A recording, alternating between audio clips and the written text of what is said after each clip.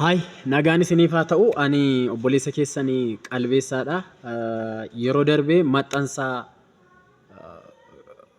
gaarii tokko isinii maxxanseen ture, na dhageessu na hubattu dheetaniin hawaasa bal'aa kanaa biraan ga'ee ture.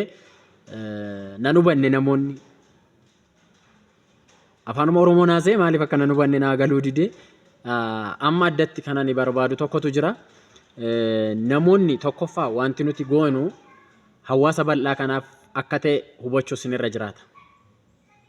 Namuu jireenya mataasaa jiraachaa jira.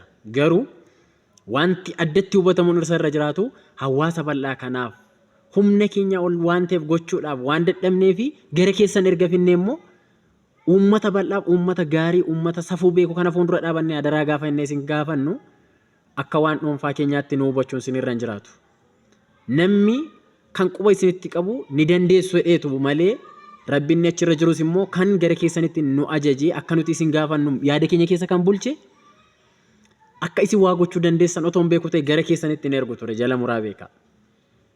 Kanaafi tokkoffaa gaafa miiseejiin isinii barreeffamu nama hundumaatu isin arrabaaf isinii barreessa miti sana hubachuu isinirra jiraata.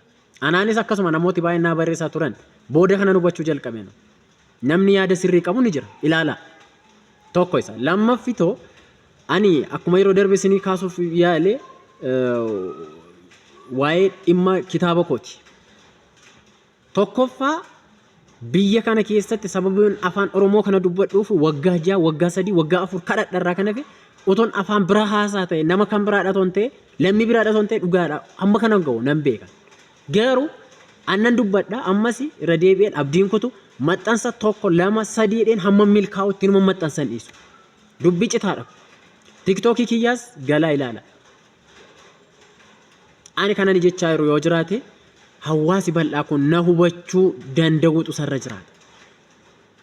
Warri amma nan hubatiin jirtan waggaa 1 booda waggaa 2 booda inuma na hubattu. Ji'a 3 booda inuma na hubattu nan amana. Ani garuu kanan jechuu barbaadu namoota jajjaboo akka biyya kanaatti qabnu keessaa 1, 2, 3, 4 5, 6, 7, 8, 9, 10 isaa oltu namoota baay'eetu jira. Isiniin addatti waan an barbaadeef abjuu koo milkeessuuf humna waan dhabeef kanan dhabe maallaqadha birriidha. Anatti kennuu dhiisaati iddoo maxxansaa mana maxxansaa sanatti maallaqa sana naa kenna. An maxxansee kitaaba kiyyaatiin hawaasa kiyyaa tajaajilu waan an barbaadu na bira dhaabbadha. Warri an amma maqaa keessa waame keessumaa warri TikTokii irratti dhaggeetti qabdan keessaa kanaa hojjechaa jirtan warri ani gara keessanitti erge kabajaan ulfinaan hadaraa isiniin jechuun barbaada. Hadaraa keessatti nalaa qabaa ittiin naagaa warri kaan immoo sheer qofa naa gochuutiin ittiin naagaa ulfaadhaa galatooma obboleessa keessan qalbeessaa Amboorraa.